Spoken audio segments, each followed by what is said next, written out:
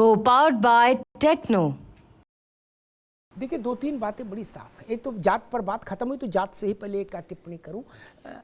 एक ये विवाद समाप्त हुआ जो बार बार उठता था कि भाई लिस्ट लाओ। वो प्रशांत ने बताया कि लिस्ट वहां वेबसाइट पे पड़ी, तो कोई किसी से क्यों मांगो, जैसा जिससे मांगो वो प्रिंट निकालेगा, कागज खराब करेगा। वेबसाइट पे तो वहीं देख लो। बात इतनी है कि 80 सीटें थी ओबीसी के लिए आरक्षित। प्रांतीय सेवा, उसको एसडीएम नहीं बोलो, प्रांतीय सेवा, जैसे केंद्रीय सेवा वैसे प्रांतीय सेवा। प्रांतीय सेवा के 80 पद आरक्षित थे ओबीसी के लिए।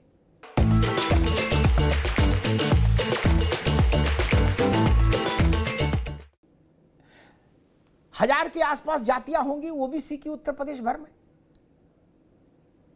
लेकिन उसमें 54 अकेले यादव भर्ती हुए ओबीसी के आरक्षित 80 पदों में से। शेष प्रसाद बाकियों को बटा। क्या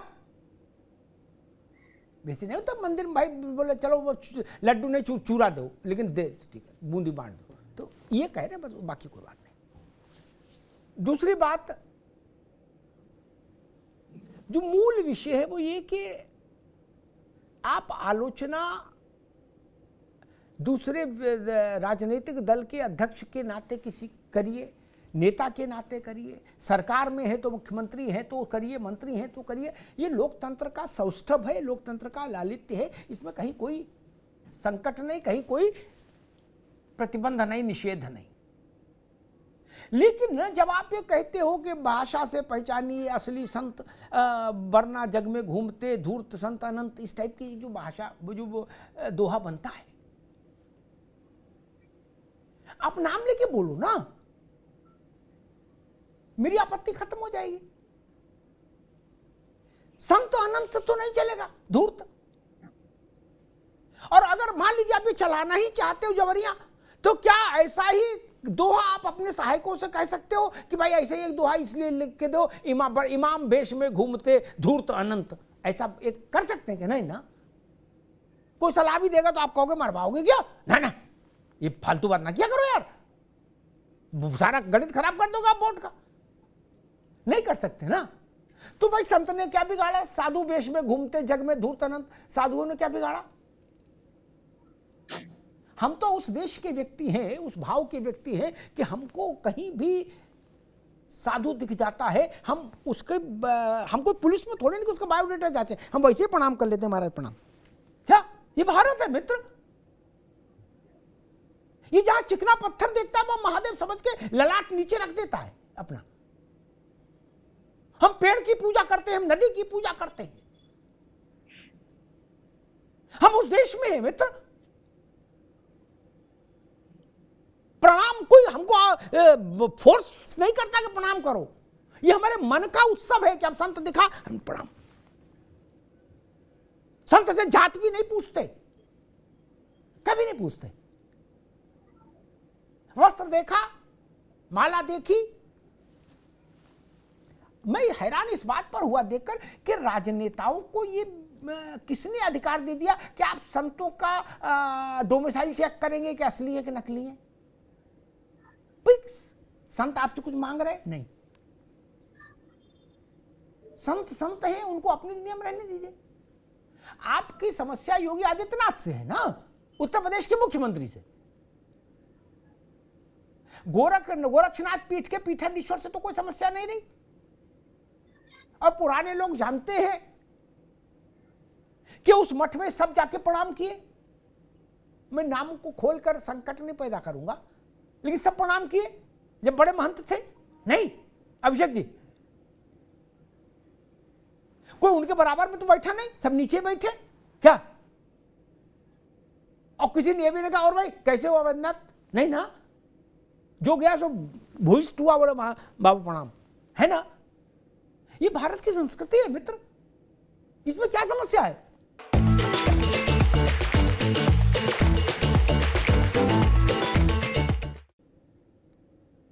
राजनीतिक तर्कों के आधार पर लड़िए।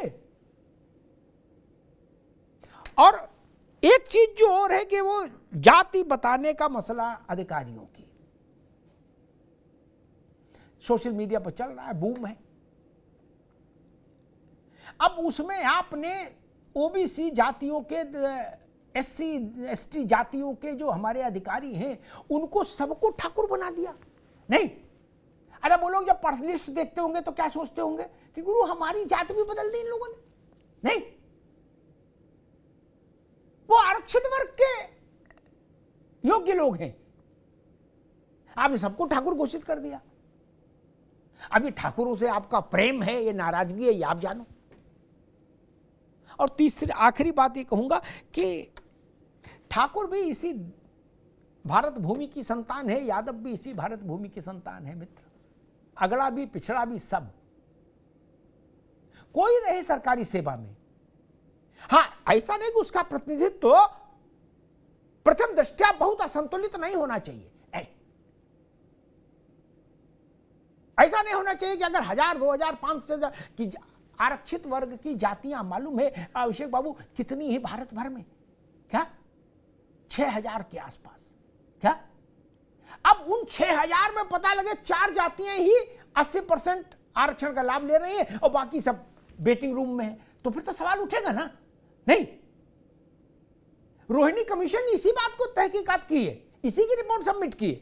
और जिस दिन रोहिणी कमीशन की रिपोर्ट आ गई, सार्वजनिक हो गई, उस दिन सिर न फूटे तो मेरा नाम बदल देना। क्या अगर लठ न चले राजनीतिक दलों में। वो हाहाकारी रिपोर्ट है भैया, हाहाकारी। मुझे उसके कुछ तथ्य पता है। 97% जयतिलक जी, अरविंद जी, 97% आरक्षित वर्ग के, पिछड़े वर्ग की जातियों को आरक्षण का बतासा भी नहीं मिला। क्या लड्डू तो छोड़ो, बतासा तक नहीं मिला। 3% में सारा डब्बा बट गया। बोलो सियावर रामचंद्र की जय।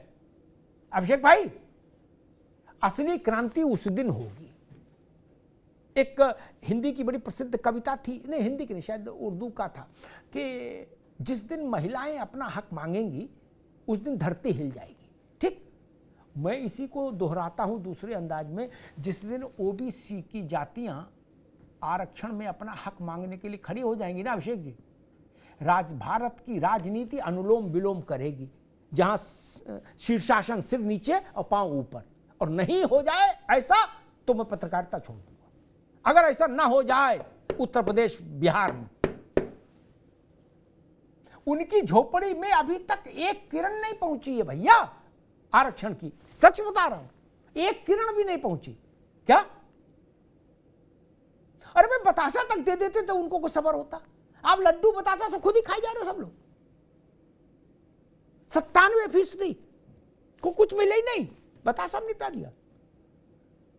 और सैकड़ों जातियां तो ऐसी हैं जिनको 0% पार्टिसिपेशन मिला।